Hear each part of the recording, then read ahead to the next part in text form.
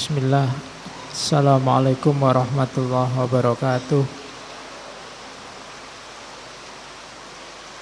Bismillahirrahmanirrahim. Alhamdulillahirabbil alamin. Alhamdulillah wa syukrulillah wa la haula wa la quwata illa billah. Allahumma sholli wa sallim wa barik ala habibina wa syafi'ina Sayyidina wa maulana Muhammadin wa ala alihi wa ashabihi wa man tabi'ahum bi ihsanin ila yaumil qiyamah. Amma ba'du. Alhamdulillah, malam ini kita bisa kembali melanjutkan ngaji filsafat kita barengan sama hujan. Semoga hujan ini membuat kita segar, segar pikirannya, segar hatinya. Karena hari ini banyak orang yang kering di berbagai level kehidupannya. Mungkin diingatkan oleh Allah, hidup ini enak, hidup ini nikmat. Ngapain sampai sebegitunya kita bikin hidup ini sumpek, ruwet, dan gersang. Maka kita banyak diberi hujan. Apalagi tema kita bulan ini tema tentang cinta.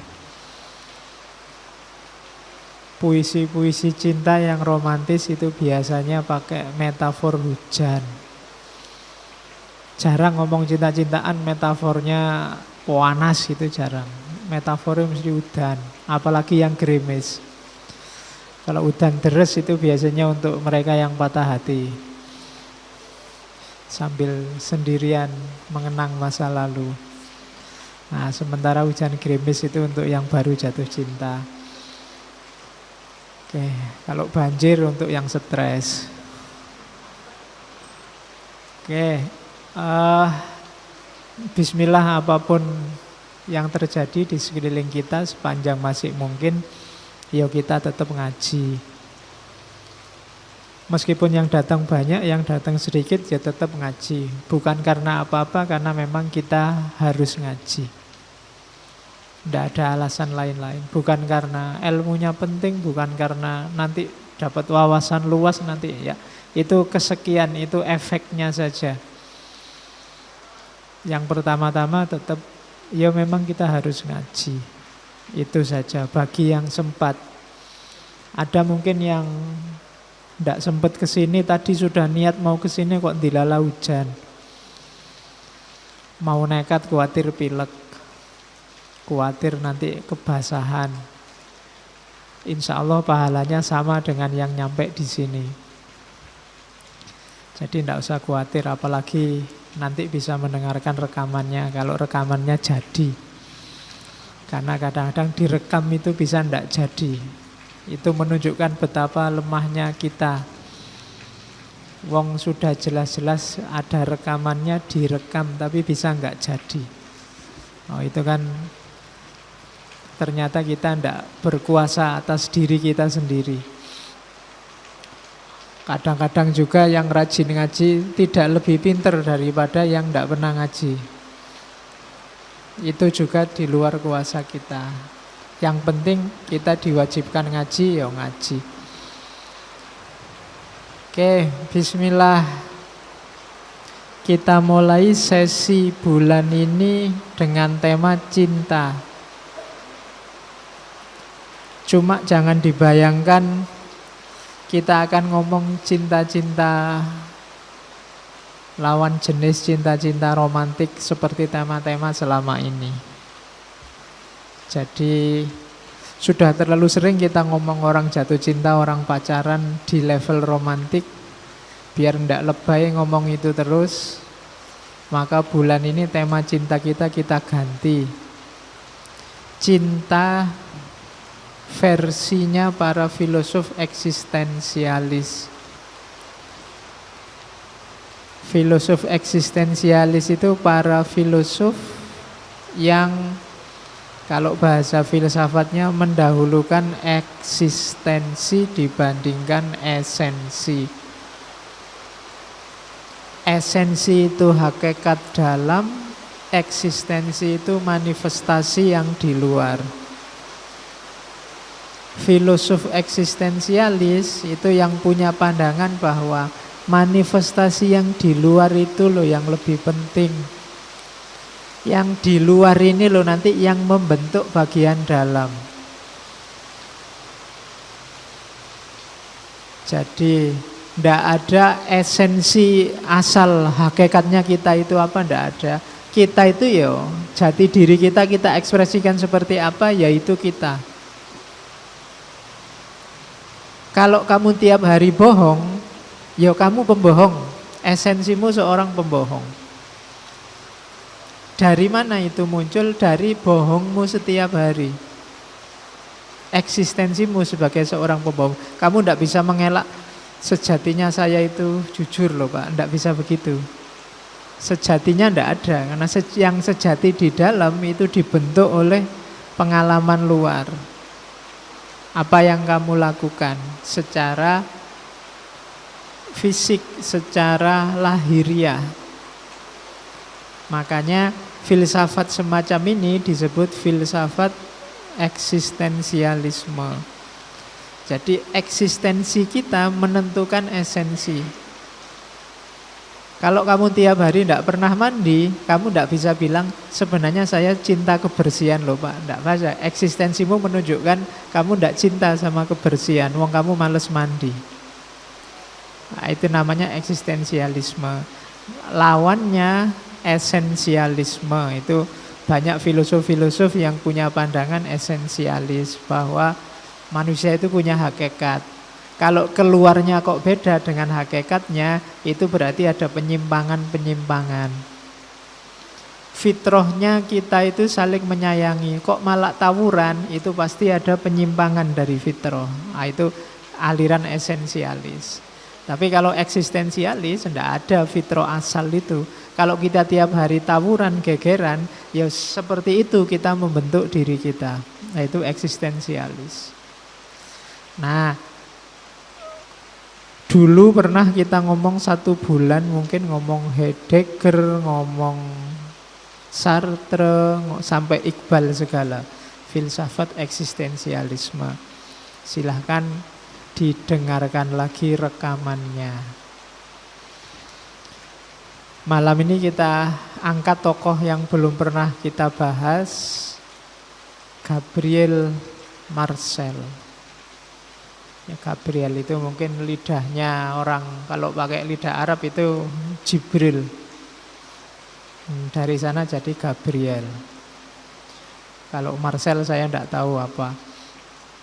Kalau pakai lidah Arab mungkin pakai Merkel apa-apa, karena huruf Arab tidak ada C. A, B, C, D, E ya tidak ada. Alif, Ba, Jim. Ya, jadi tidak ada huruf J, tidak ada huruf G, tidak ada. Gabriel Marcel ini filosof Perancis, dikenal sebagai filosof eksistensialis pertama, tandingannya Sartre. Kalau Sartre itu eksistensialis yang ateis. Kalau Gabriel Marcel ini teis. Dia percaya Tuhan. Orang tuanya Yahudi, bapaknya kemudian jadi agnostik, ibunya kemudian pindah ke Protestan. Dia sendiri nanti belakangan masuk Katolik. Nah, enak, Bhinneka Tunggal Ika. Agama apa-apa masuk. Tapi secara umum beliau termasuk eksistensialis yang percaya Tuhan. Jadi filosof itu ya nggak perlu harus mesti sesat, mesti enggak. Ada juga filosof-filosof bahkan barat eksistensialis yang juga percaya Tuhan. Nanti Marcel ini termasuk filosof yang membuktikan adanya Tuhan lewat jalan pengalaman. Nanti ada teorinya di belakang. Oke, mumpung hujannya ndak deres, suara saya sudah mulai jelas, kita mulai ya.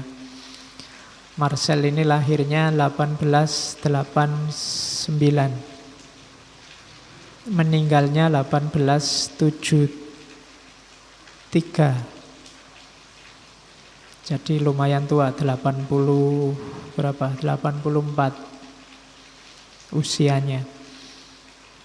Beliau ya pinter sejak kecil, ngajar filsafat, sempat belajar di Universitas Sorbonne,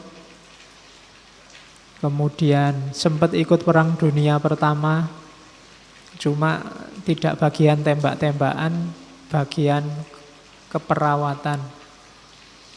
Ya enak kan kalau bagian perawat itu bareng perawat-perawat.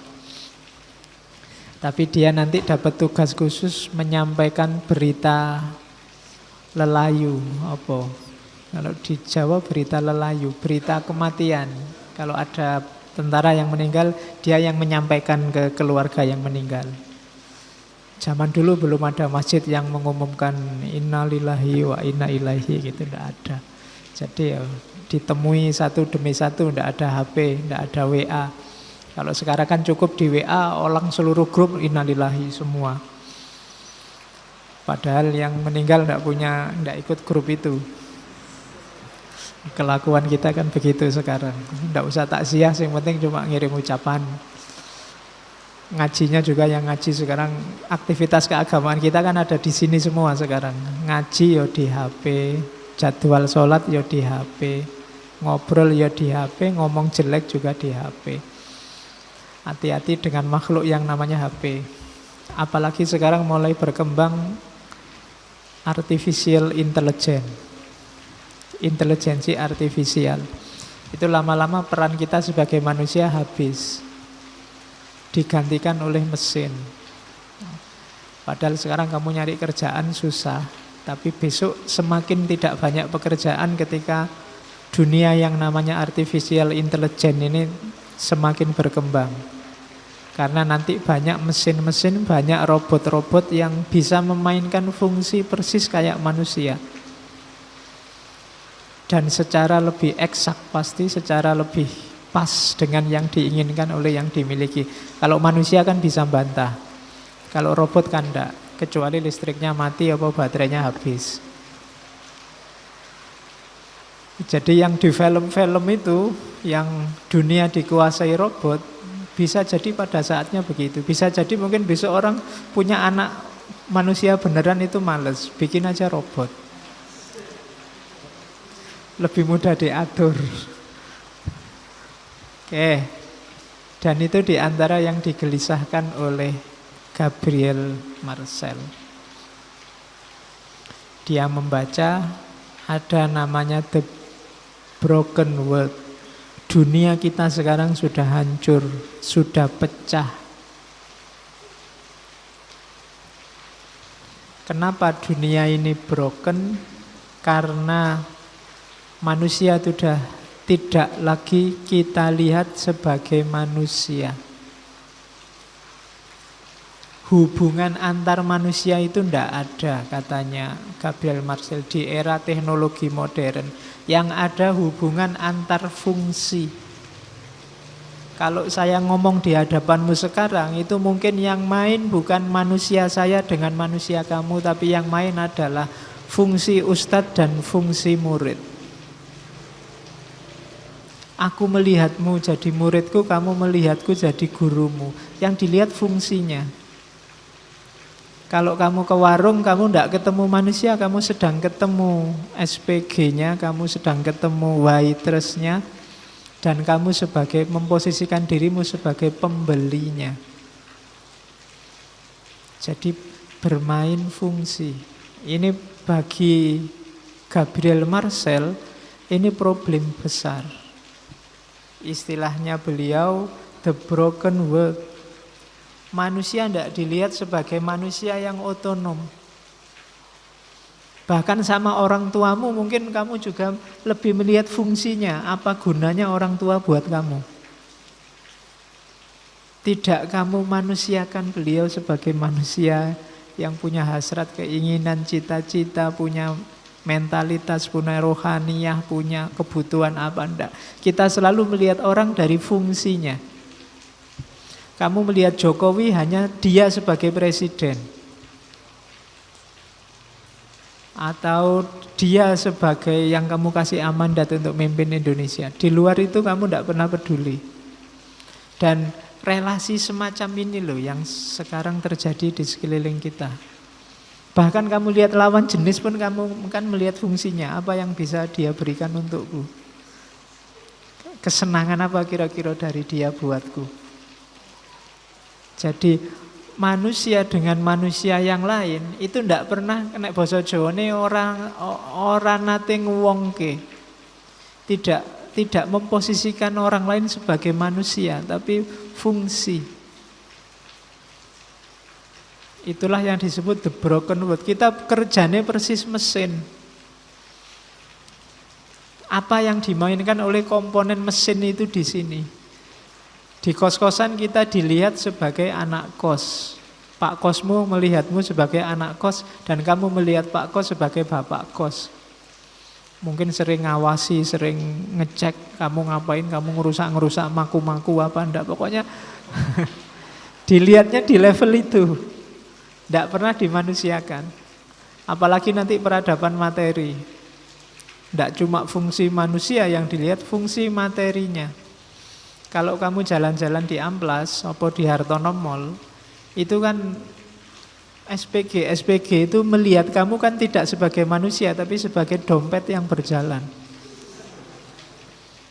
Ya kan, kira-kira nggo duit piro ya, nek wajah ngono-ngono iku wis mesti ndak nggo duit, mesti kamu ndak disapa, ndak disenyumi sama sekali nek wajah kayak kalian. Tapi sing kelihatan tajir, kelihatan mungkin disenyumi, disapa, silahkan mampir mesti gitu. Tapi kalau kalian yang lewat enggak. Kenapa? Dibayangkan dompetmu tipis. Itulah namanya the broken world. Dunia hari ini begitu. Kamu eksis sebagai dirimu, cuma orang lain menganggapmu hanya fungsimu. Apa penting Pak anggapannya orang lain tentang saya? Penting. Kenapa? Karena kamu tidak bisa eksis tanpa orang lain. Itu nanti nyawa teorinya Marcel. Kita tidak akan bisa eksis tanpa orang lain. Sementara ternyata hubungan kita dengan orang lain itu hanya hubungan fungsional. Hubungan atas dasar fungsi. Kamu memahami takmir ya sebagai yang ngurusi masjid. Tidak kamu pahami dia ya manusia loh. Kamu memahami temanmu sebagai apa yang kamu butuhkan dari dia. Tidak kamu lihat dia juga manusia. Oke, jadi itu problem yang disasar oleh Gabriel Marcel. Bahwa hidup kita hari ini ada dalam the broken world, dunia yang hancur. Ya ini susah untuk diatasi, tapi pelan-pelan. Berarti kalau kemarin kita bolak-balik ngomong latihanlah jadi manusia, itu hari ini Marcel ngomong latihanlah memanusiakan manusia. Sebelum ada atribut apapun, ingatlah kamu sedang ketemu manusia. Sebelum kamu lihat agamanya, alirannya, sektenya. Hari ini kan selalu orang banyak menomorsatukan itu. Tadi saya baca ada yang mau duduk jejer di kereta aja harus dicek dulu agamanya apa. Itu kan enggak cuma fungsi, ternyata atribut-atribut seperti agama juga main. Kita enggak bisa melihat pertama-tama dia itu manusia loh. Sama kayak kamu manusia dengan segala atribut kemanusiaannya. Nah, maka mulai hari ini dibiasakan Ketemu siapapun pertama-tama, apakah itu dosenmu, temanmu, ke warung, diinget-inget, aku sedang ketemu manusia dan ingin ketemu manusia. Dulu waktu kita ngaji Suryo Mentaram kan, dia gelisah luar biasa karena di mana-mana dia tidak ketemu yang namanya manusia. Goleki wong ora ketemu-ketemu. Padahal dia kemana-mana, ya lihat orang banyak, tapi manusia jarang. Manusia dengan karakter kemanusiaannya. Maka untuk mengurangi problem the broken world, kita harus memanusiakan manusia. Ya untuk memanusiakan manusia berarti sebelumnya diri kita sendiri harus sebagai manusia. Itulah namanya eksistensi. Jadi eksistensi itu apa sih? Manusia yang eksis itu apa sih? Manusia yang eksis itu manusia yang sadar bahwa dia ada, menguasai dirinya, dan bertindak atas nama dirinya. Itulah orang yang eksis. Ini nyawa teorinya eksistensialisme. Istilahnya kesadaran eksistensial, kedirian eksistensial. Jadi eksis itu bukan berarti kamu terkenal. Sekarang eksis itu kan definisinya terkenal. Followerku sudah sekian ribu, itu kan kamu merasa wah berarti aku eksis. Ndak itu. Kadang-kadang untuk eksis kamu malah pencitraan. Aslinya ndak begitu, dibikin begitu. Itu namanya kan pencitraan. Dalam rangka apa? Followernya banyak, diikuti banyak orang, dan kamu merasa eksis, padahal tidak. Eksis itu kamu yang sadar siapa dirimu, kemudian kamu mengontrol dirimu secara penuh, dan kamu bertindak sesuai keputusan dirimu sendiri, hasil keputusanmu sendiri. Itu namanya eksis. Jadi pertanyaan dasar filsafat kan who am I? Siapa aku? Itu dasarnya untuk kamu eksis. Kalau kamu tidak ngerti siapa dirimu, ya kamu tidak mungkin bisa eksis. Kalau kamu tidak bisa jawab apa sih, siapa sih aku ini sebenarnya, ciriku apa, yang bisa bikin seneng aku apa, yang bikin aku galau apa, kekuatanku sampai di mana, kekuatan lahir, kekuatan batin, aku bisa apa, ndak bisa apa, berani apa, takut apa. Ini kan dari sini nanti kamu tahu. Terus jadilah dirimu sendiri. Itu namanya eksis. Jadi lawannya eksistensialisme biasanya yang sangat dikritik itu ideologi kerumunan. Ideologi kerumunan itu kamu memahami dirimu, mengekspresikan dirimu, apa katanya orang banyak. Kalau hari ini, kalau anak muda menyebutnya tren. Itu ideologi. Tren itu bukan pasti jelek. Tapi kalau bukan jiwamu, bukan kamu, apa? Bukan gue dan bukan lu, basa galaunya, itu ya ndak usah diikuti. Kalau kamu ndak biasa ngomong alay, ndak usah ngomong alay. Ndak mentang-mentang trennya ngomongnya sekarang gitu semua. Ndak. Kalau bukan kamu ya ndak. Kalau kamu nyamannya pakai sarung ya pakailah sarung, jangan pakai jin. Nanti kamu sumpek sendiri. Bolak-balik diangkat, dipelotrokin, sumpek aku pakai jin. Gara-gara pengen gaya. Jadi ndak, jadilah dirimu. Kalau sukanya sarung ya sarung, tapi ya lihat momennya. Jangan undangan pesta perkawinan yang lain pakai celana, kamu pakai sarung. Atau waktunya ronda kamu pakai jas. Saya nyamannya pakai jas ya Pak. Ndak begitu. Ya lihat situasinya, sesuai kata hatimu. Jadi jadilah dirimu, jangan ikut kerumunan. Kalau di Heidegger kan ada manusia itu ada Dasein, ada Dasman. Dasein itu manusia otentik. segala keputusan hasil pertimbangannya sendiri. Kalau Dasman itu manusia palsu. Manusia yang itu tadi, logikanya ikut kerumunan. Yang lain kemana, dia kemana. Kalau ditanya, kenapa kok begitu? Ya yang lain begitu. Jawaban yang lain begitu itu menunjukkan kamu tidak dasain, bukan manusia yang otentik. Kenapa kok bolos, Pak? Lah Pak, yang lain juga sering bolos. Wah, itu berarti kamu logikanya kerumunan. Kok sampean gonta-ganti HP? Sekarang modelnya memang begitu, Pak. HP harus gonta-ganti. Eksistensi itu kuncinya sadar diri, kemudian implementasi diri sesuai keputusan sendiri. Itulah nanti yang menentukan kita ini berada atau tidak berada. Oke, terus jangan tertipu oleh fisik dalam hal eksistensi, mewujudkan keinginan eksistensimu.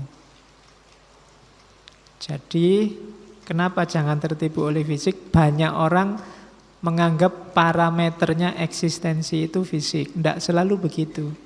Kayak tadi misalnya kamu pakai bahasa galau, terus wah kamu tidak eksis sebagai dirimu. Lu tidak. Bahasa alay, bahasa galau tadi memang kamu sedang galau dan sedang ingin ngomong alay dan kamu bisa eksis begitu. Jangan dilihat sarungnya. Yang lain sarungan sekarang kamu ikut sarungan. Lu tidak. Saya memang ingin sarungan. Yang lain sarungan, saya terinspirasi, tak pikir-pikir memang cocoknya pakai sarung ya. Kalau pakai celana itu tidak bebas. Kalau pakai sarung, wah cepet ke kamar mandi tinggal diangkat selesai. Kalau mau ngapa-ngapain, nah, berarti saya itu pakai sarung. Yang lain sudah duluan pakai sarung, tapi sekarang kamu pakai sarung itu keputusanmu. Bukan karena ikut-ikutan. Jadi jangan terjebak oleh fisik. Karena ekspresi fisik itu tidak selalu ya, tidak selalu tidak. Jangan dilihat materinya belaka. Orientasinya jangan unsur fisiknya.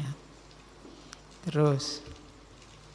Nah, yang pertama itu. Terus yang kedua, saat kamu ingin eksis, bedakan antara being dengan having. Ini sering orang keliru.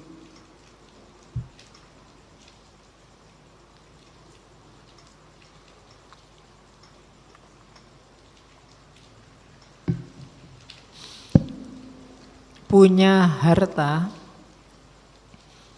dan watak kaya. Punya harta itu having. Tapi kaya, watak kaya, mental merasa cukup itu being. Rajin ke masjid dan soleh. Kelihatan tiap hari ke masjid itu having. Tapi soleh itu being. Jadi kalau kamu ingin, ada orang banyak ilmu dengan cerdas. Cerdas itu being, banyak ilmu itu having.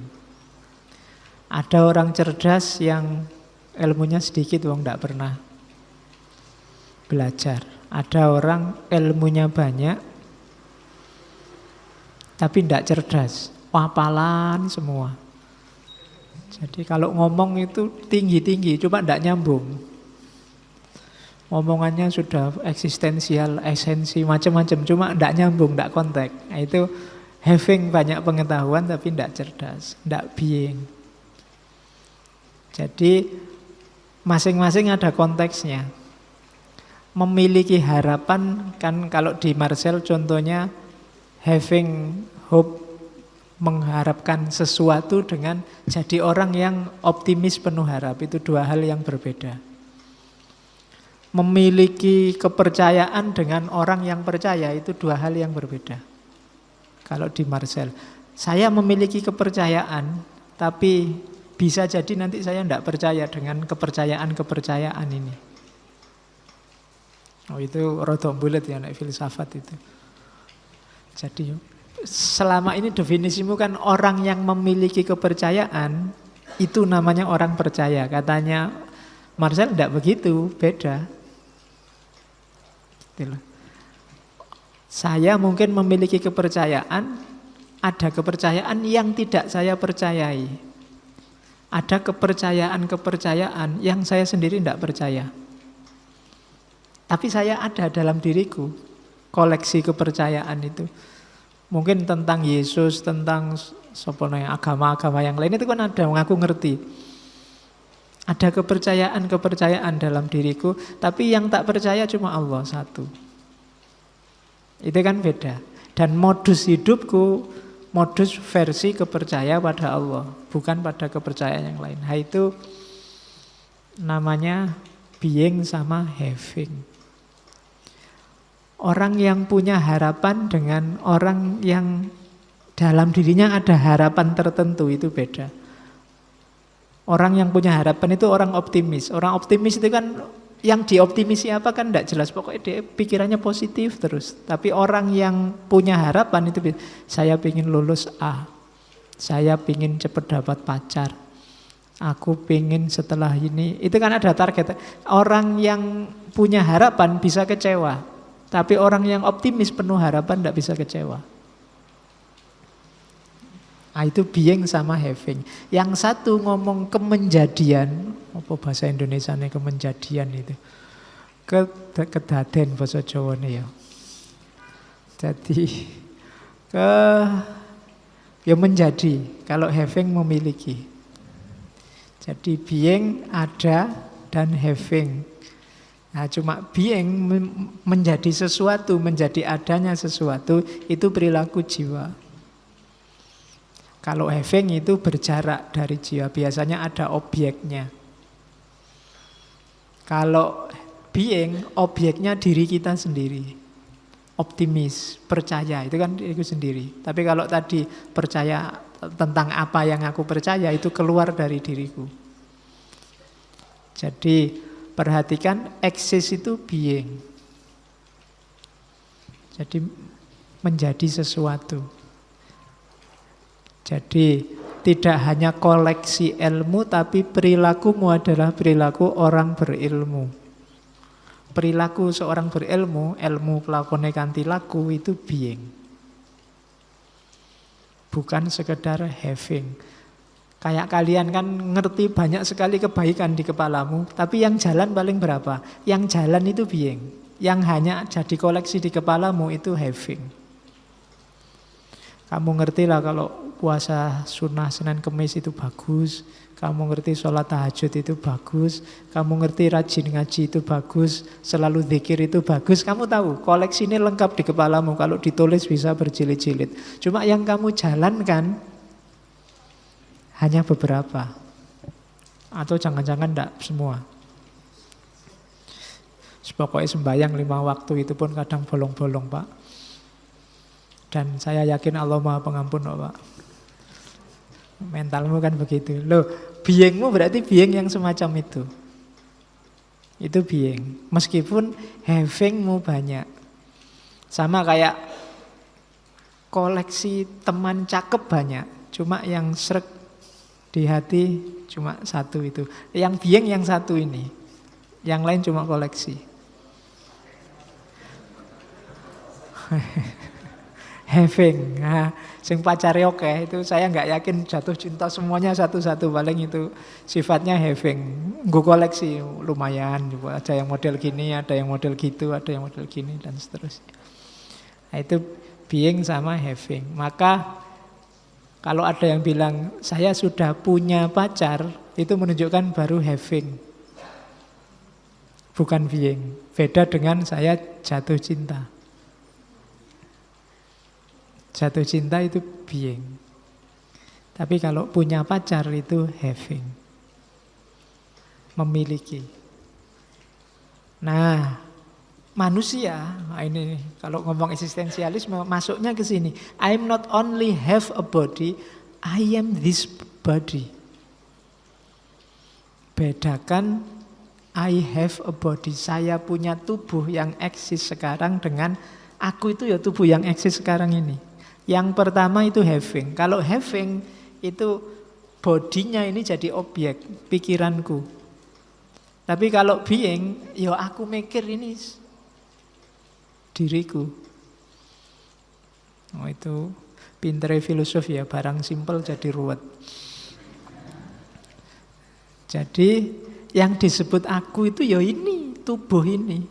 Kalau kamu bilang aku memiliki tubuh, loh aku yang mana lagi? Aku itu ya ini, yang bertubuh yang sekarang sedang eksis being ini.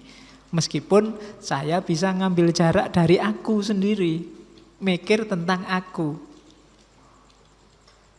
Bingung ya kakean aku. Jadi siapa aku? Ya ini gampang-gampang yang tak tunjuk ini kan. Nah, yang sedang mikir ini, yang ada tubuhnya ini. Aku itu ya ini. Tapi bisa juga aku ngambil jarak dari diriku, mikir tentang aku seolah-olah bukan aku yang mikir, sebagai orang lain. Watakku itu mudah ngantuk, apalagi kalau nggak ada kopi. Kemudian udah lah, ini kan aku yang membaca diriku, ngambil jarak dari diriku. Jadi itu ya bisa, itu having. Diriku jadi objek. Jadi kita sering ngomong aku ini, kalau bahasa Jawa ini awakku, awakmu itu kan. Awakku ini, emangnya dirimu itu cuma awak saja kan, tidak ada kepalanya, ada kakinya. I am not only have a body, tapi I am this body. Yos kabeh ini diriku, termasuk sak body-bodinya. Itulah eksis. Jadi tidak sekedar having, tapi being. Pelan-pelan nanti nyampe ke cinta. Nah, being and having in our society teach us how to take possession of things, when it should rather initiate us in the art of letting go, for there is neither freedom nor real life without an apprenticeship in letting go. Jadi pemahaman model being dan having di tengah masyarakat kita membuat kita belajar tentang bagaimana memiliki sesuatu. Padahal harusnya pemahaman being dan having tadi membuat kita mau bukan memiliki tapi melepaskan sesuatu. Kenapa? Karena there is neither freedom nor real life. Karena kebebasan itu, hidup yang sejati itu justru akan ketemu kalau kita belajar apprenticeship in letting go, belajar melepaskan. Ini kata-kata mutiranya sehubungan dengan being dan having tadi. Jadi katanya Marcel, untuk jadi eksis, kita kan tadi bermain dengan being dan having. Cuma dalam prakteknya being dan having, kata-katanya saja sudah having, kita selalu belajar memiliki sesuatu. Aku itu sesuatu. Kayak lagu Syahrini. Jadi ada sesuatunya. Aku itu ada sesuatunya. Padahal untuk bisa eksis, bagi Marcel itu syaratnya ada freedom, kebebasan. Untuk bisa bebas, kita harus berani melepaskan. Bukan memeluk, memiliki, tapi melepaskan. Jadi, kenapa harus melepaskan? Karena kita harus melampaui. Anak kecil itu harus mau melepaskan tetek ibunya untuk naik kelas minum di gelas. Kalau enggak, netek terus sampai gede mesake ibune. Ya kan? Ada level melepaskan. Melepaskan kenikmatan santai-santai di dalam perut, tapi nanti melampaui itu nanti dapat kenikmatan lebih besar. Ada having yang baru, tapi jangan terikat di having itu, lepaskan lagi, nanti dapat lagi, eksis lagi. Kamu mungkin membayangkan enak ya sekolah SD dulu, tapi kan kamu harus melepaskan SD karena kamu harus SMP. Kalau SD terus, ya mungkin kamu ranking 1 terus, tapi kamu tidak berkembang. Jadi lepaskan untuk meraih. Kalau meraih yang lebih tinggi, kalau bahasanya Marcel kan transendensi. Jadi manusia, jadi orang itu bukan ngumpul-ngumpul terus macet, mandek, yang penting punya banyak sesuatu. Tidak, justru dalam seni melepaskan. Ketika ada yang mau kamu relakan, kamu lepaskan, nanti kamu bisa melampaui dirimu yang tadi. Jadi sampai di level yang baru, yang tidak seperti sebelumnya. Nah itu quote-nya dari Marcel tentang being and having tadi. Sebelum kita belajar tentang intersubjektifnya. Jadi mulai sekarang ya latihan melepaskan sesuatu. Apapun itu, yang tidak penting dilepaskan. Biar kamu apa? Tujuannya apa? Meraih yang lebih tinggi kan, yaumuhu khairun min amsihi. Orang itu bisa yaumuhu khairun min amsihi kalau mau melepaskan masa lalu. Yang kemarin sudah diraih, sudahlah lewat, sekarang harus lebih lagi. Sudahlah yang kemarin sudah, ayo lebih tinggi lagi. Jadi justru lebih penting kamu belajar seni melepaskan, bukan belajar cara memiliki sesuatu. Nah, lepaskanlah yang sudah lulus nilainya A, lepaskan itu. Mungkin A-nya ben tambah akeh. Kalau kamu berhenti di situ, sudah Pak, sudah A, yang lain enggak A juga selesai, enggak apa-apa, enggak begitu. Lepaskan A-mu. Sudah punya pacar, ya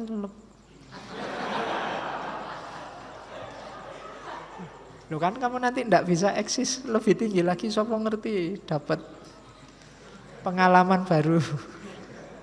Ya. Kan harus variasi. Kalau pacaran kan boleh ganti-ganti toh, kalau nikah sekali aja. Kecuali pengen tambah. Nggak harus dilepaskan, ditambah. Oke, ini Marcel. Terus dari tadi, being and having tadi, maka Marcel punya rumus refleksi level pertama dengan refleksi level kedua.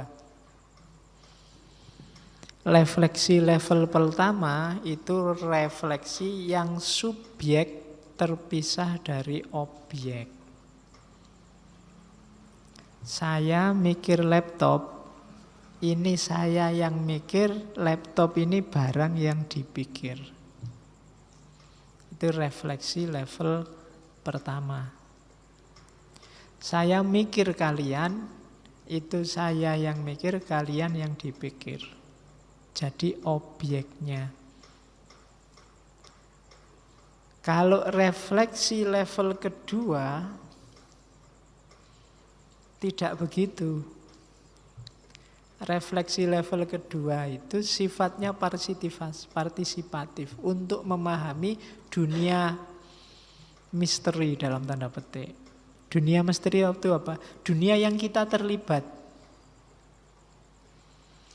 Tadi kan yang level pertama, saya mikir laptop, itu saya tidak ada hubungan apa-apa sama laptop. Tapi level kedua, ketika ada hubungan eksistensial antara saya dengan laptop. Misalnya, laptop ini penting sekali buat saya. Kalau tidak ada laptop ini, saya tidak iso ngaji pakai slide kayak gini. Kalau tidak ada ngaji pakai slide gini, aku ya sumpek, kamu ya pening. Tidak ada patokan kita materinya apa. Nah ini level kedua. Ketika objeknya sudah tidak melulu objek, tapi dia sudah jadi aku juga. terlibat dalam subjektivitasku.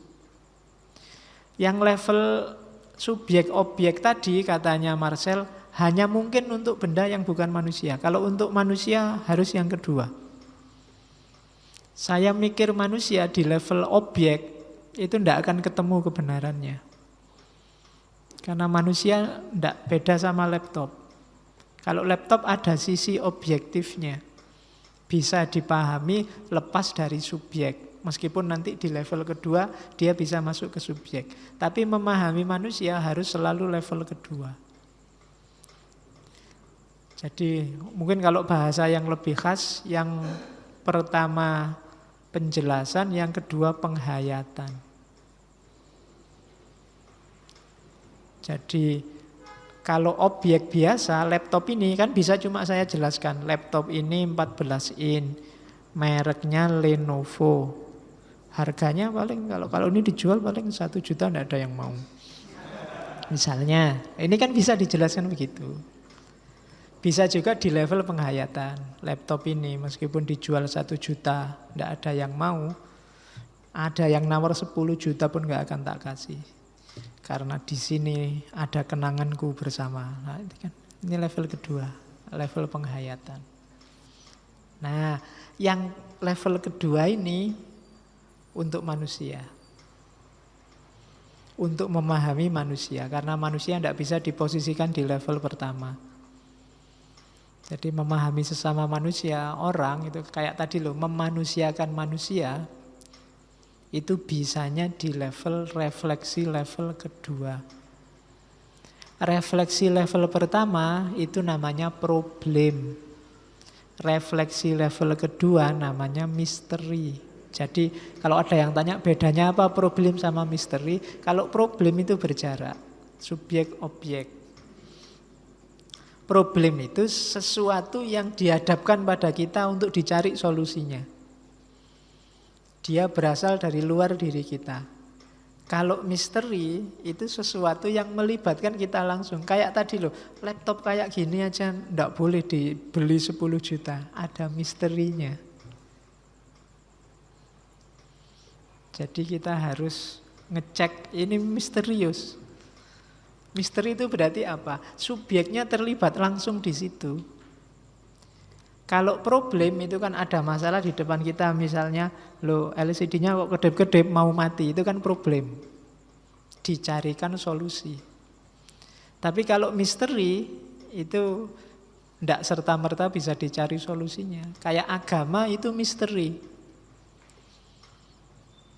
Terlibat dalam diri kita langsung. Menjelaskannya nggak sesederhana menjelaskan kayak orang sholat itu kalau tidak diselami sebagai misteri itu mungkin hanya kayak orang olahraga, senam apa yoga.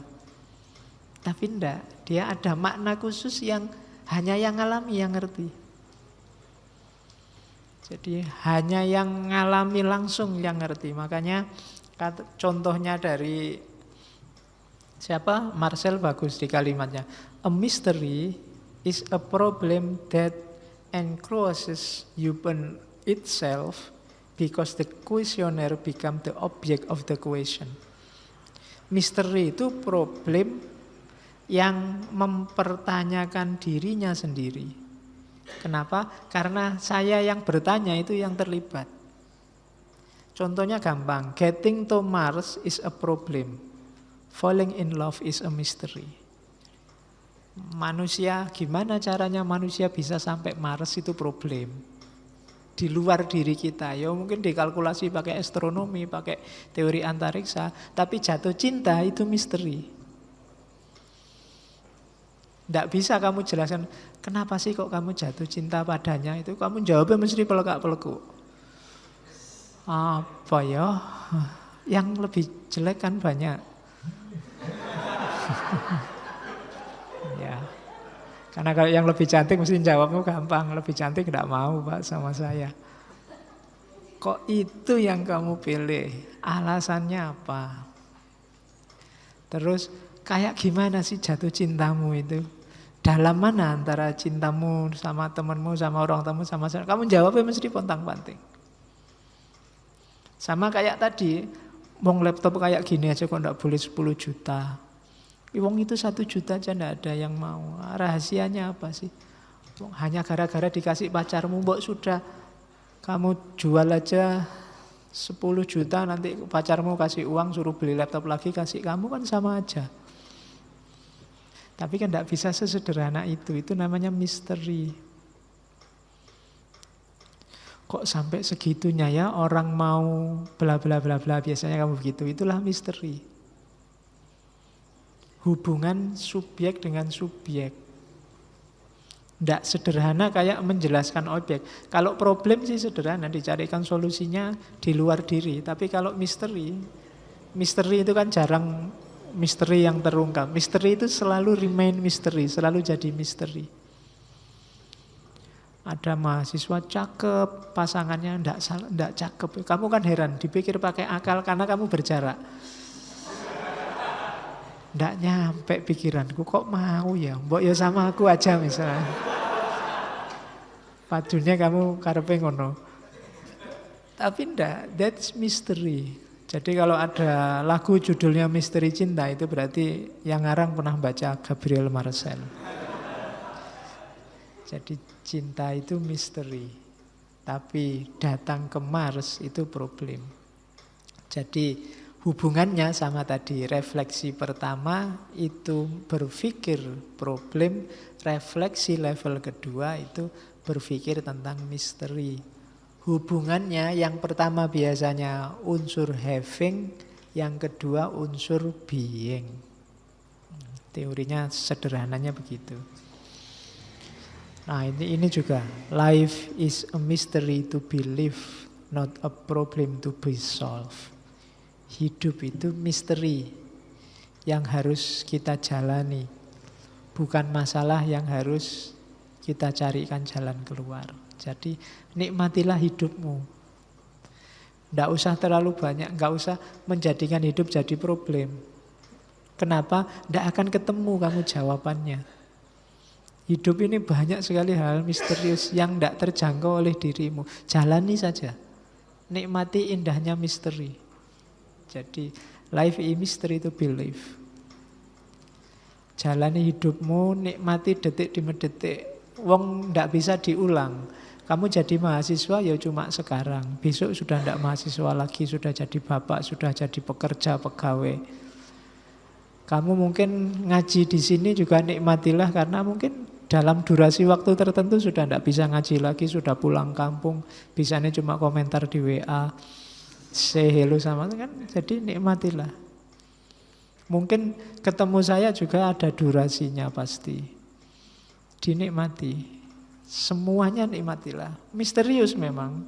Nggak, tiba-tiba di masjid ada ngaji filsafat dan kamu kok mau ngaji, biasanya neng masjid males, sekarang mau ngaji ke masjid, itu kan misterius. Bapakmu mungkin ya heran loh.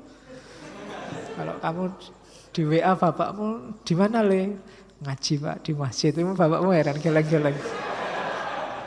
Iya, heran aku, anakku saiki sopo masjid. Jadi itu khas. Jadi life is a mystery. Jadi misteri itu unik. Bukan berarti ndak bisa dipikir jalan keluarnya, bisa. Cuma tidak simple. Jalurnya tidak logika tapi refleksi. Refleksi itu dipikir dalam. Refleksi level kedua tadi. Tidak level pertama yang lebih eksak karena berjarak. Berjarak itu obyeknya jelas tapi di luar penghayatanmu. Jadi kacamata ini cuma kamu jelaskan bahwa dia ukurannya berapa, plusnya berapa, harganya berapa. Ini kan ketika kamu berjarak. Tapi ketika kamu hubungkan dengan dirimu sendiri, dia jadi misteri. Kenapa kok disayang-sayang? Kenapa kok ndak boleh hilang? Kenapa kok harus pakai warna coklat kok ndak warna hitam? Kenapa kok? Itu jawabannya banyak. Dan itu misterius dalam dirimu. Penghayatan individual. Oke, terus. Nah, sekarang masuk ke inti gagasannya. Yang misteri tadi kan ngomong tentang hubungan manusia dengan manusia yang lain. Nah, hubungan manusia dengan manusia yang lain itu ada juga yang sifatnya refleksi pertama, tidak refleksi kedua. Ada juga yang sifatnya problem, tidak misteri. Hubungan yang sifatnya refleksi pertama itu hubungan aku dan dia. Kalau dia itu kan jauh. Jadi bahas orang di luar kita itu kan dia. Kemana dia pergi? Kita sedang menyampaikan ke orang lain tentang dia. Jadi hubungan yang dilandasi oleh problem dalam tanda petik tadi, hubungan yang refleksi pertama, hubungan aku dan dia. Disinilah biasanya ada problem broken world tadi. Hubungan yang terjadi karena orang lain itu hanya dilihat fungsinya. Dia itu selalu dia sebagai dosen, sebagai mahasiswa, resepsionis hotel, sopir, dan lain sebagainya.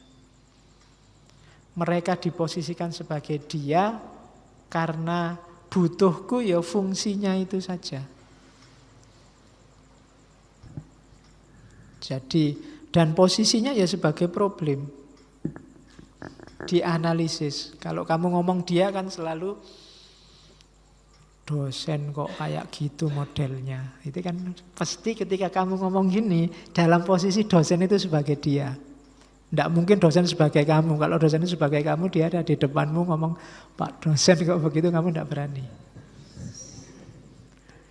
Jadi ketika itu dia, tadi saya ngomong penunggunya warung, itu kan selalu dia. Ya kan? Presiden itu selalu dia. Jadi hubungan aku dia itu sifatnya jauh. Makanya modelnya problem. Dia bisa dipecah-pecah, dianalisis, dicek sesuai fungsinya apa enggak. Menunjukkan ketidakakraban. Kalau kamu menganggapku hanya sebagai dosen saja titik, itu menunjukkan kamu belum akrab. Saya hanya menganggap kamu sebagai mahasiswa saja, itu menunjukkan masih aku dan dia. Dia loh Pak Faiz itu yang ngajari saya, atau dia loh kamu yang belajar di masjid malam hari ini. Sifatnya dia. Jadi hubungannya hubungan problematis. Orang hanya dilihat dari fungsinya. Lawannya aku dia itu hubungan yang misteri tadi. Aku engkau. Di aku engkau, orang lain tampak bagi saya tidak hanya yang memiliki fungsi-fungsi tertentu. Ya meskipun mereka tetap punya fungsi itu, tapi dilihatnya sebagai misteri. Misteri itu dipahami, dikagumi, kita terbuka pada dia, dia terbuka juga untuk kita. Itu hubungan aku engkau. Aku dan kau. Ya. Jadi bukan aku dan dia. Jadi kalau ini sudah saling terbuka. Aku mau membuka diri padamu, kamu membuka diri padaku. Kita saling masuk dunia masing-masing. Ini namanya komunion. Jadi hubungan kita bareng sudah. Kita bersama, sama-sama saling membuka diri. Ini yang disebut hubungan yang misteri. Kenapa? Subjeknya terlibat. Diri kita yang berpikir terlibat. Kalau aku dan dia kan tidak saling terlibat karena jauh, ada jarak. Tapi hubungan aku dan engkau ini jadi satu. Aku dan engkaunya sudah nyambung sekarang. Makanya kalau kalian punya pasangan, punya pacar, coba ditanya, ini hubungan kita ini aku dan dia apa aku dan engkau? Kalau aku dan dia itu berarti masih jauh. Masih ada jarak. Masih bermain di fungsi. Kamu, fungsimu adalah melayani keinginanku. Fungsimu adalah menyenangkan hatiku. Fungsimu adalah mencintaiku. Dan fungsiku adalah bermain di fungsi, Mas Ian. Tapi kalau sudah aku dan engkau itu saling terbuka. Kita terima dia apa adanya, dia terima aku apa adanya. Itu hubungannya sudah aku dan engkau. Itu hubungan di level misteri. Jadi biarlah cintanya jadi misteri. Cinta kita cinta yang misteri, bukan cinta yang problematis. Kalau cinta yang problematis, cinta yang masih kalkulasi-kalkulasi fungsional. Masih ada kepentingan-kepentingan egois. Orang harus komunion karena katanya Marcel, there is only one suffering, to be lonely.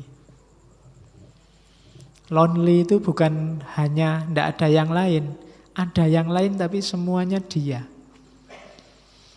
Tidak ada yang engkau. Mungkin di sini ada yang baru saja ngaji, baru datang. Wajahnya asing semua, dia bingung. Jadi semua dia sebanyak ini orang, dia merasa kesepian sendirian. Kenapa? Karena semuanya dia. Tidak ada yang engkau. Dan itu menderita luar biasa. Makanya kalau ada yang baru diajak ngobrol, diajak guyon bareng-bareng biar dia masuk dalam kekitaan aku dan engkau. Bukan lagi sebagai dia. Kita juga kan kalau ada anak baru kan posisinya sebagai dia. Wah, dia anak baru nih. Calon filosof baru. Ya, saingan nih. Jangan-jangan lebih pintar dia daripada aku. Oke, dan itu menyakitkan. There is only one suffering, to be lonely. Ini maknanya luas, luar biasa. Jadi hati-hati. Sakit yang paling sakit itu sendirian. Makanya kemana-mana carilah teman. Masuk surga aja kalau sendirian mungkin kamu ya sumpek. Dewe, yang lain kemana? Ke neraka semua, kafir kabeh Pak. Saya sendirian di sana. Ya. Maka dakwahlah, ajalah yang lain ikut masuk surga. Bareng-bareng di sana seru loh. Kalau kamu sendirian sumpek nanti. Oke, kenapa there is only one suffering? To be lonely. Kesepian. Kalau ada teman sendirian ya didatangi biar tidak kesepian. Jangan takut. Engkau masih punya aku. Jadi bukan dia, tapi kamu.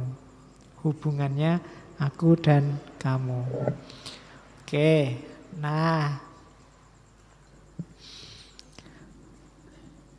Jalannya gimana untuk menuju hidup yang tidak sepi tadi? Hidup yang aku dan kau tadi, ada 3 tangga untuk masuk ke hidup level misteri. Fase admiration, fase reflection, dan fase exploration. Jadi ketika bertemu seseorang, yang pertama hargailah dia, kagumilah dia dengan segala keunikannya sebagai manusia, itu admiration. Setelah itu reflection. Renungilah keberadaannya dalam perspektifmu. Setelah itu exploration.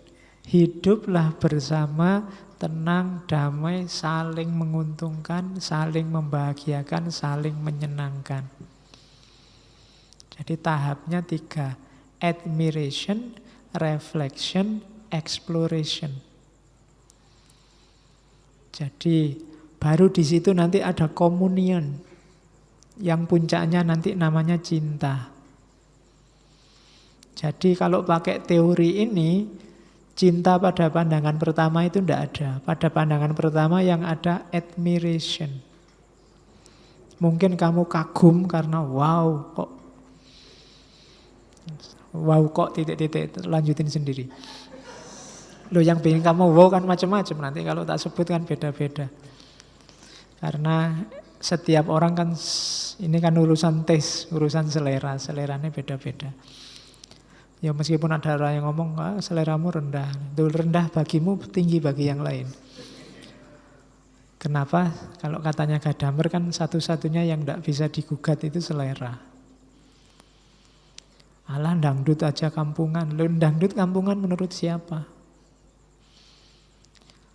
Alah, musik jazz, musik tidak jelas, itu menurut siapa? Ya kan? Lah yang tidak kampungan apa? Bagi orang kampung, kamu ke kampung bawa musik rock, bawa musik blues, musik jazz, ya itu yang dianggap itu musik apa?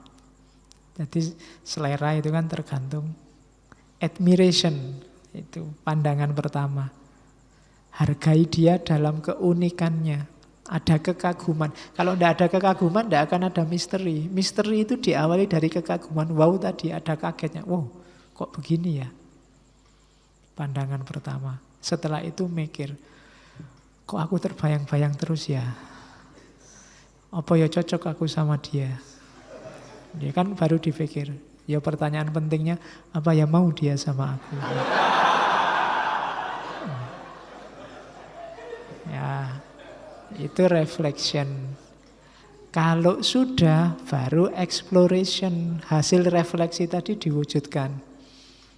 Ayolah tanding. Kan gitu. Ayo dijalani. Kalau memang sayang, dipraktekkan sayangnya. Kalau memang suka, ditunjukkan sukanya. Exploration. Jadi level-level menuju komunian. Komunian itu karena, kenapa sih harus ada komunian? Karena kita tidak bisa eksis sendirian. Kamu jadi manusia itu tidak bisa jaya sendirian, gagal sendirian, sumpek, tidak bisa, selalu melibatkan orang lain. Ketika kamu meraih status kaya, itu hanya mungkin terjadi kalau ada orang lain punya status miskin. Kamu merasa cakep, itu berterima kasihlah pada yang iya. Selalu ada orang lain kan, maka kepenuhan eksistensialmu kalau kamu ada dalam komunian. Hidup bersama orang lain dengan aku dan engkau. Bukan lagi aku dan dia. Itu salah satunya. Jadi eksistensialismenya beda sama filosofi yang lain. Yang cenderung egois, tapi di Marcel ini tidak, kebersamaan dengan yang lain. Kalau kayak Heidegger, kayak Sartre itu kan pinginnya eksis sendiri, peduli amat dengan yang lain, bahkan orang lain itu neraka. Kalau di Marcel sebaliknya, enggak. Justru kita tidak bisa eksis jadi manusia sejati tanpa manusia yang lain. Namanya komunion tadi. Jalannya admiration, reflection, exploration. Ini sebenarnya jalan ini universal. Sama ilmu juga begitu. Admiration, kekaguman, rasa ingin tahu. Kemudian reflection, terus kita berpikir.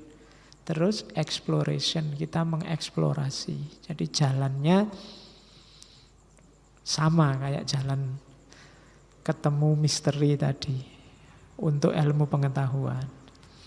Terus, nah puncaknya komunian paling ideal, aku dan kau tadi, nanti disebut cinta. Dalam cinta itulah being jadi utuh. Being itu manusia yang sadar tadi. Jadi kalau kita bisa menjalin hubungan aku dan engkau secara perfect, secara sempurna, akan lahir cinta. Dalam cinta itu yang ketemu aku berjumpa dengan engkau. Person dengan person. Kalau di Marcel, cinta itu sifatnya calling, panggilan jiwa. Orang sejahat apapun itu punya, dalam diri sebenarnya ada calling, ada panggilan butuh yang lain. Makanya kadang-kadang yang penjahat-penjahat itu kan juga punya ajudan, punya asisten, punya tangan kanan, punya tangan kiri. Karena tidak mungkin dia sendirian. Ada panggilan untuk menemukan engkau. Jadi mencintai selalu mengandung keinginan, permohonan kepada sesama. Dalam cinta, aku memohon kepada engkau dan engkau memohon kepada aku. Kalau cinta itu kan, aku butuh kamu, kamu butuh aku. Jadi kita sama-sama membutuhkan apa? Membutuhkan kehadiran yang lain. Kehadiranku belum utuh sebagai manusia sebelum engkau hadir. Kalau dulu yang ingat waktu filsafat cintanya Plato bahkan menggambarkannya artifisial sekali. Menggambarkannya itu bahwa dulu jiwa manusia itu jadi satu terus dibelah jadi dua. Nah sekarang hidup di dunia sekarang ini nyari pasangan yang dulu kita dibelah itu. Yang laki-laki nyari perempuan itu nyari pasangan hidup itu sudah ditetapkan dulu zaman azali, terus kita dulu sudah gandeng tapi terus dipisah. Nah sekarang kita nyari gandengan lagi. Nah, itu Plato, bisa kembali ke filsafat cintanya Plato. Cuma kalau di Marcel penjelasannya lebih smooth bahwa enggak, kita itu memang butuh yang lain. Ada panggilan jiwa untuk mencintai yang lain. Yang lain juga ada panggilan jiwa untuk mencintai kita. Di situ nanti terjalin komunion, kehidupan bersama yang saling menguntungkan. Oke, lawannya ego. Jadi hati-hati bagi yang sedang jatuh cinta, musuhmu adalah ego. Ego itu kamu tidak membuka diri tapi kamu menutup dirimu dari yang lain. Dalam kehidupan sehari-hari yang kita alami, saya baca ya, di rumah, di kantor, dalam kehidupan sosial, kita bisa cek kehadiran kita sudah efektif apa belum, sudah memanusiakan manusia atau belum. Dari mana ego kita masih kuat? Enggak? Kalau ego kita masih kuat, berarti masih ada jarak dengan yang lain. Kalau masih ada jarak, ya berarti levelnya belum level kehadiran, belum level cinta. Jadi untuk bisa ketemu komunion yang sejati, kita harus membuka diri seterbuka-bukanya, biar yang lain masuk, yang sana juga membuka dirinya. Tidak ada ego yang tersembunyi, tidak ada hasrat-hasrat tersembunyi, keinginan-keinginan tersembunyi. Baru dari situ terjadi komunion.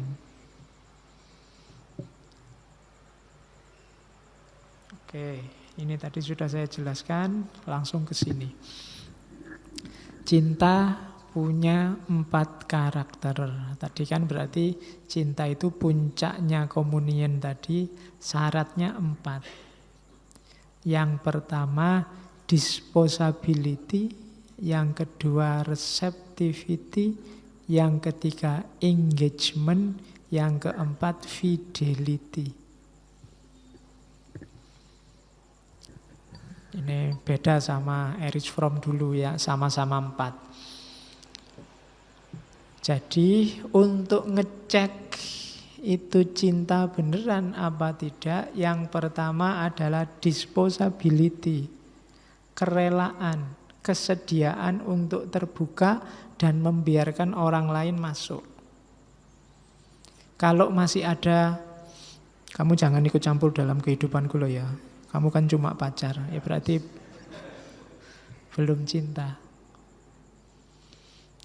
Kamu ndak usah terlalu masuk-masuk dalam hidupku. Urusanku, urusanmu, urusanmu. Itu masih ego. Belum dispose, belum terbuka. Terus yang kedua, receptivity. Selain membuka diri lebar-lebar, juga menerima orang lain. Ya silahkan, kamu bukalah dirimu lebar-lebar biar aku bisa masuk. Aku juga membuka dirimu lebar-lebar biar kamu bisa masuk. Itu receptivity. Lawannya egoisme. Kalau egoisme masih kukuh dengan dirinya masing-masing. Udahlah, kamu jangan cerewet tentang urusanku. Urusi aja urusanmu. Urusan kita kan cuma malam minggu apel selesai kan gitu aja. Yang lain enggak. Berarti belum cinta. Kalau cinta harus ada receptivity. Ada penerimaan. Dan yang ketiga, engagement. Engagement itu keterlibatan. Kalau dalam Erich Fromm dulu mungkin kepedulian. Kepedulian itu, ya aku terbuka, ya aku menerima dirimu apa adanya. Tapi kadang-kadang kamu melenceng deh. Tak ingetin, jangan melenceng. Hidup itu yang baik-baik saja. Nah, ini berarti kita terlibat, tidak cuek. Dengan yang kita cintai. Kita peduli, itu engagement. Dan yang keempat, fidelity. Fidelity itu setia. Ya, ini di antara nyawa teorinya Marcel itu fidelity, kesetiaan. Setia itu bukan berarti pokoknya aku tidak akan ke lain hati sampai kapanpun. Ya, antara lain itu. Tapi tidak semata-mata itu.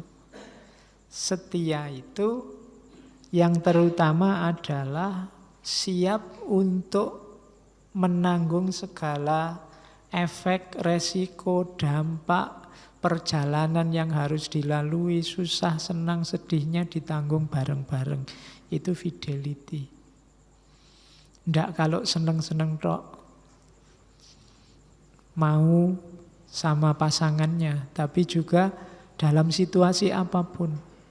Itu namanya setia. Jadi tidak semata-mata setia itu pokoknya aku ndak akan ke lain hati, ndak. Mendekatnya kalau pas seneng-seneng, ndak begitu. Anytime, kapanpun, dalam situasi apapun setia. Tetap terlibat, tetap terbuka, dan tetap menerima. Jadi 1, 2, 3 itu dalam situasi apapun dijalankan. Kalau 4 karakter ini hidup, itulah cinta. Kalau 4 karakter ini belum hidup atau tidak hidup, bisa dipertanyakan lagi itu benar-benar cinta apa pencitraan. Ben ketok nek duwe pacar misalnya. Apa sekedar wah ini saya sudah umur Pak, harus segera dapat jodoh, kesuwen mikir gitu-gitu, ada yang mau ya sudah gitu. Ya mungkin lama-lama akan tumbuh rasa cintanya. Cara memupuknya, pupuklah rasa kerelaan, keterbukaan. Kemudian penerimaan. Terimalah dia apa adanya, dia menerimamu apa adanya. Tapi juga berkembanglah bersama. Jangan mandek, saling peduli. Kemudian setialah, menempuh perkembangan bersama itu liku-likunya banyak. Maka salinglah setia.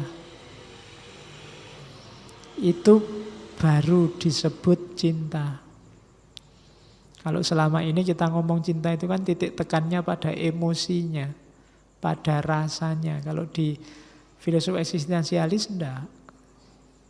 Pada ekspresi eksistensialnya. Cinta yang eksistensial itu membawa 4 karakter itu tadi. Disposability, receptability, engagement, dan fidelity. Oke, kembali ke teori yang awal. Di awal tadi ada problem, ada misteri. Nah, cinta di level misteri itu namanya cinta eksistensial. Cinta di level problem, di level refleksi pertama itu cinta yang faktual. Yang sifatnya fisik. Jadi cinta eksistensial itu keterlibatanmu dalam cinta tadi dengan segala karakternya. Sementara cinta yang faktual itu kalau cinta kita bahas di luar keterlibatan kita, dilihat di aspek yang kelihatan-kelihatan. Gantengnya, kayanya, cantiknya, seksinya, dan lain-lain. Itu berarti cintanya faktual. Jadi cintamu itu hanya faktual kalau berhentinya di fisik tadi. Jadi objek. Kenapa kamu jatuh cinta? Karena dia ganteng. Itu levelnya masih level cinta faktual. Karena dia kaya lumayan, nggak usah capek-capek nyari kerjaan besok misalnya. Atau karena dia darahnya biru misalnya. Atau karena cerita dongeng zaman dulu kan gitu. Kalau jatuh cinta nggak boleh yang darah biru sama darah biru. Banyak makan cumi-cumi. Oke, nah ada cinta yang eksistensial. Kalau yang eksistensial itu dipentingkan pergerakan batinnya. Jadi ada dua jenis cinta. Kalau cinta yang dibahas oleh dua orang pecinta tiap hari hanya fisik, gimana lebih cakep, kita jalan-jalan kemana, kemudian caranya lebih seksi, bagaimana dan seterusnya, itu berarti adanya di refleksi pertama. Sifatnya hanya ngomong faktual. Yang ini mudah berubah, tidak abadi. Karena cantik kan tidak abadi. Harta juga tidak abadi, ada titik akhirnya. Beda dengan cinta yang eksistensial. Cinta yang pergerakan batin tadi.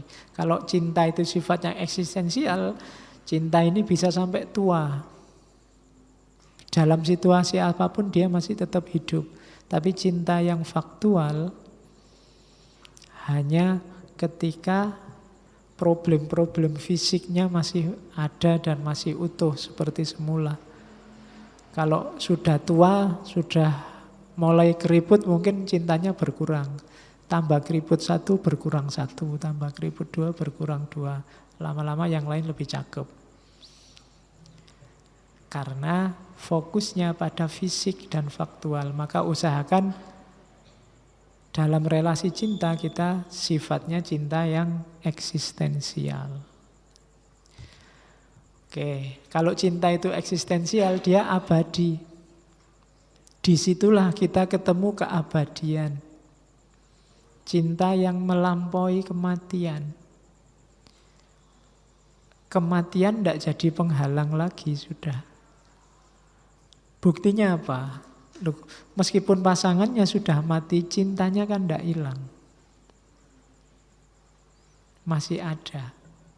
Mencintai berarti mengatakan kepada yang lain yang dicintai bahwa engkau tidak akan mati. Hidup terus dalam diriku. Meskipun kau mati, tapi engkau tetap hidup. Kalau disambungkan dengan tadi, relasi komunion tadi, kalau relasi kita dengan sesama ini relasi cinta,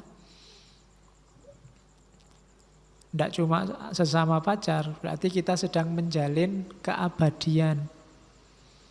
Kita makanya ada hadis, barang siapa yang rajin silaturahmi, umurnya semakin panjang. Kenapa? Umur eksistensialnya. Orangnya mungkin tidak ada, tapi dia dikenang terus karena jasanya. Karena misalnya kalian ingat terus yang mungkin orang tuanya sudah tidak ada sama orang tuanya. Itu kan sama orang tua dulu kan relasinya relasi cinta. Komunionnya sudah paling tinggi cinta. Itu kan hidup terus. Sampai hari ini. Jadi cinta itu sifatnya melampaui kematian. Makanya banyak puisi-puisi yang mengaitkan cinta dengan keabadian. Karena cinta itu sifatnya mengabadi. Oke. Termasuk nanti hubungannya dengan Tuhan. Saya tidak tahu kita sama Tuhan itu aku dan dia apa aku dan engkau. Atau jangan-jangan hanya aku saja. Dia dan engkaunya tidak ada, egois. Kita mikir Tuhan hanya untuk kepentingan kita saja. Ketika kita butuh kita panggil-panggil. Manggilnya keras lagi pakai mikrofon. Nah, kalau pas tidak butuh ditinggal. Cinta dan kematian. Nah, ada istilah bagus dari Marcel namanya creative fidelity. Kalau terjemahan harafiahnya kesetiaan kreatif. Ya, cinta itu harus kreatif. Cinta itu kan tadi menuntut kita 4 terus-terusan. Terbuka, menerima, terlibat, setia. Ini harus butuh kreativitas untuk bertahan.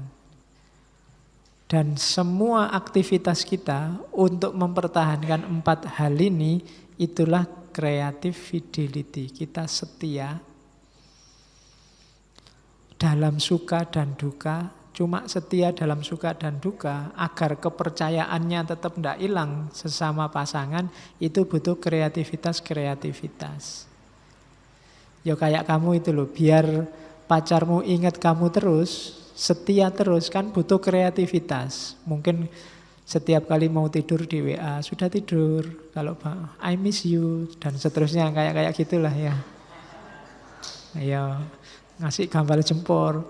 Cuma kan butuh kreativitas. Kalau kamu monoton, I miss you tiap malam, I miss you, lama-lama bosen yang dikirimi I miss you. Alah paling I miss you lagi, sudah jam 10 gini. Iya. Sekali-sekali jangan ngirim I miss you, ngirim martabak apa ngirim terang bulan. Nah, jadi loh. Seandainya benar ngirim martabak atau terang bulan itu jenisnya creative fidelity.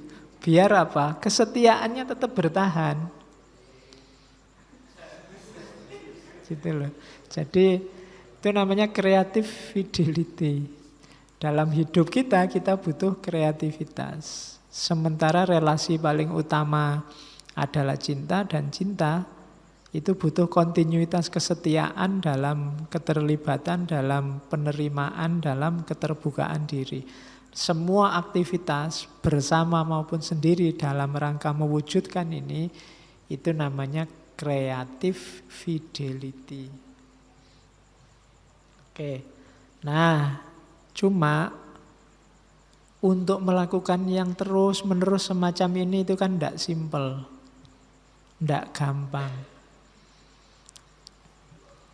Untuk bisa tahan, bisa setia terus, bisa tidak henti-hentinya kreatif, ada syaratnya. Syaratnya apa? Hope, harapan. Jadi dalam cinta ada harapan. Dalam hubungan komunion itu ada harapan. Cuma jangan salah, caranya Marcel mengartikan harapan beda dengan kayak tadi. Harapan di level misteri, bukan harapan di level problem. Jadi jadilah orang yang penuh harapan. Bukan harapan yang spesifik, karena harapan yang spesifik itu bisa jadi kekecewaan ketika tidak terpenuhi. Jadi jadilah orang yang optimis. Optimis apa? Tidak usah. Kalau hari ini orang ngomongnya berpikirlah positif. Jangan sampai kehilangan harapan. Harapan apa? Pokoknya harapan apa saja. Yang penting kamu terus berharap. Alami saja misteri harapan itu. Nah, itu maunya Marcel. Jadi orang yang berharap tidak menganggap situasi saat ini sebagai final. Harapan itu kan besok. Hari ini bukan final. Meskipun demikian, ia tidak membayangkan atau menargetkan situasi tertentu untuk dituju. Sekarang tidak punya pacar. insya Allah pada saatnya akan punya pacar. Tidak usah ditarget 2 tahun lagi ya Pak, setahun lagi tidak usah. Kalau kamu target hasilnya kecewa, bisa berujung putus asa. Tapi kalau kamu berharap Allah nanti pasti dapat, tenang aja. Itu namanya harapan. Indonesia pasti jaya, tenang saja. Tidak usah disebut tahunnya, nanti mesti keliru. Mesti meleset, mesti enggak. Sudahlah, insya Allah jaya, pada saatnya kita akan jaya. Wis ngono wae. Itu lebih menenteramkan, lebih bisa melahirkan kesetiaan tadi. Cintaku ini akan sukses, kita akan bahagia. Itu lebih nyaman daripada kamu 3 tahun lagi ya kita nikah. Itu bisa pontang-panting, ternyata nikahnya sama orang lain. Jadi enggak. Jadi harapannya kayak itu. Contohnya orang sakit. Aku berharap penyakitku sembuh setelah operasi. Itu mungkin bisa melahirkan kekecewaan, tapi aku optimis bisa sembuh. Itu lebih menenteramkan. Jadi bukan mengharapkan sesuatu, tapi hidup dengan penuh harapan. Itu yang dimau oleh Marcel. Kalau orang hidupnya penuh harapan, menjalankan yang baik-baik tadi, menjalankan hidup bersama dengan landasan cinta tadi juga lebih mudah. Jadi kalau dirunut sejak awal sebenarnya pikirannya ada benang merahnya. Jadi dari problem, misteri, being, having, kemudian kita eksis, hubungan manusia yang komunion, yang tidak saling mengobjekkan, kemudian puncaknya hubungan sesama yang aku engkau, itu adalah cinta, dan cinta ada syaratnya, dan syarat ini kuncinya di kesetiaan kreatif yang itu bisa tumbuh karena adanya harapan. Nah itu garis besar teorinya.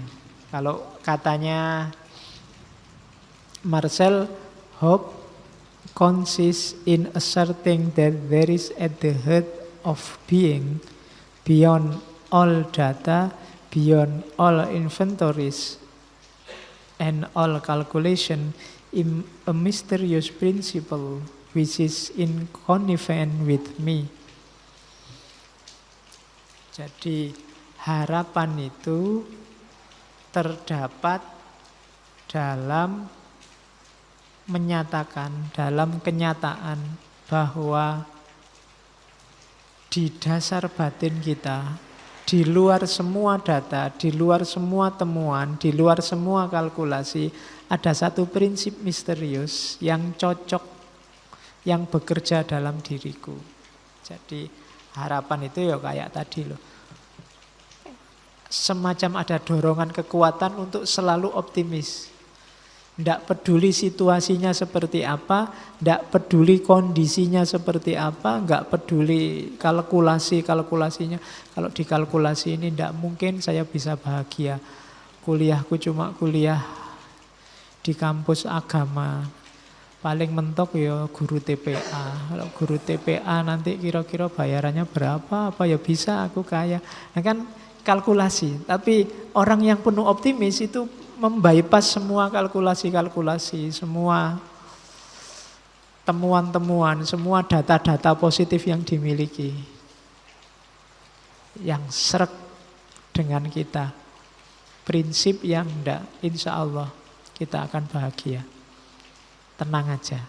Kalau Allah menghendaki apa sih yang tidak bisa? Itu harapan. Oke. Nah, dari situ nanti muncul gagasannya kebebasan. Bebas itu berarti kuncinya di kalimat yang paling akhir. Ya secara negatif bebas itu berarti kita terlepas dari segala yang membelenggu. Kalau secara positif bebas itu kita mampu melakukan apa yang ingin kita lakukan dalam kuasa kita. Dalam kuasa diriku, kalau dalam pengertiannya Marcel berarti apa? Kebebasan itu karena eksistensiku dibatasi oleh kehadiran orang lain, kepenuhannya, maka kebebasan itu kemungkinan-kemungkinan yang bisa aku lakukan sehubungan dengan hadirnya orang lain. Jadi kita bebas melakukan segala yang kita inginkan sesuai dengan keberadaan orang lain yang kita butuhkan. Jadi bebas itu bukan sakarepe dhewe kita yang egois, tapi sesuai dengan visi bersama yang ingin kita wujudkan dalam komunion tadi. Hadirnya orang lain itu bukan halangan kita untuk bebas, tapi jalan kita untuk menemukan eksistensi dan kebebasan kita yang sejati. Itulah kebebasan.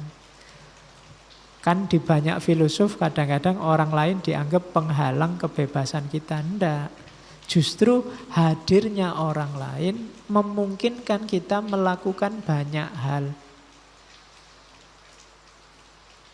Kalau kita sendirian, ada banyak hal yang tidak bisa kita lakukan.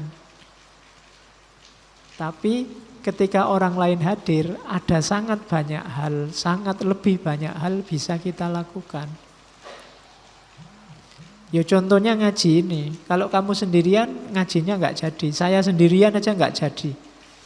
Harus ada kamu, harus ada aku. Di level hidup yang manapun, di rumah, di kamar kos, di warung, semuanya butuh yang lain. Justru ketika kamu ingin mewujudkan kebebasanmu secara eksistensial, kamu butuh orang lain. Itulah kebebasan. Versinya Marcel. Itu kalimatnya. Freedom is a conquest, always partial, always precarious, always challenge. The freest person is the one with the most hope. Kebebasan itu adalah sebuah penaklukan, selalu bersifat khusus, selalu penting, selalu menantang, challenge. Saya dulu ada teman yang bacanya bukan challenge tapi celeng. Ya. Waktu presentasi pakai bahasa Inggris, bolak-balik celengnya keluar. Ini adalah celeng buat kita. Oh ini diskusi yang penuh dengan celeng. Oke, tantangan. Jadi orang paling bebas adalah orang yang harapannya paling besar. Harapan dengan penjelasan yang di atas. Jadi kalau kamu ingin jadi manusia yang paling bebas, jadilah orang yang hidupnya selalu optimis dan selalu penuh harapan. Disitulah kamu akan lahir sebagai sosok yang paling bebas. Oke. Nah, ini sebenarnya penjelasannya panjang, saya cut. Tadi di awal saya ngomong teorinya Marcel ini nanti dipakai pada akhirnya antara lain untuk menunjukkan bahwa ada zat, ada realitas absolut transenden. Itulah Tuhan. Realitas misterius tadi, kan tadi ngomong misteri yang hubungan dengan manusia, itu kan susah dijelaskan. Pakai bahasa manusia, pakai logika manusia. Karena apa? Karena memang sumbernya dari kenyataan absolut transenden. Jadi dari fenomena-fenomena pengalaman spiritual, pengalaman transendental, pengalaman cinta bersama yang lain yang tidak bisa dijelaskan dan macam-macam tadi, di situ membuktikan sebenarnya manusia itu berada dalam kuasa kenyataan absolut transendental. Ada seperangkat pengalaman yang menunjukkan adanya Tuhan. Ya meskipun zaman itu banyak ateis, kalau Marcel membedakan antara ateis dan antiteis. Kalau ateis itu orang yang tidak percaya Tuhan, antiteis itu orang yang tidak ingin percaya. Jauh bedanya. Antiteis itu dia tahu ada Tuhan, cuma tidak ingin percaya. Nyari-nyari argumen untuk tidak percaya. Itu berarti dia tidak ingin percaya Tuhan. Banyak orang kayak gini meskipun objeknya bukan Tuhan. Mungkin kamu punya ajaran, kamu ngajari orang, orangnya tidak mau percaya. Dia sudah tahu tapi tidak mau percaya. Itu anti. Orang anti Tuhan itu, antiteis itu berarti orang yang tidak mau percaya Tuhan. Kalau ateis memang orangnya tidak percaya. Nah, untuk percaya Tuhan, argumen dari Marcel itu disebut argumen from religious experience. Argumen dari pengalaman keagamaan. Pengalaman hidup kita sehari-hari yang kita jelaskan dari awal tadi, yang hakikatnya misteri tadi, menunjukkan bahwa ada kenyataan absolut transendental. Karena Marcel tidak terlalu suka pembuktian Tuhan versi-versinya versi-versinya Thomas Aquinas, Immanuel Kant dan lain-lain. Dia sukanya satu-satunya yang tidak bisa dibantah bahwa Tuhan itu ada, kita mengalami pengalaman religius. Pengalaman yang tidak terjangkau oleh nalar budi kita. Oke, itu saya bawa quote terakhir. The wise man knows how to run his life so that contemplation is possible.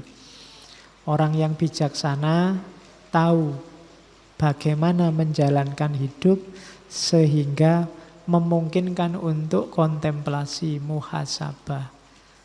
Ini Marcel ngajari kita hidup itu memang dijalani, tapi usahakan dalam hidup kita ada fase untuk refleksi, kontemplasi.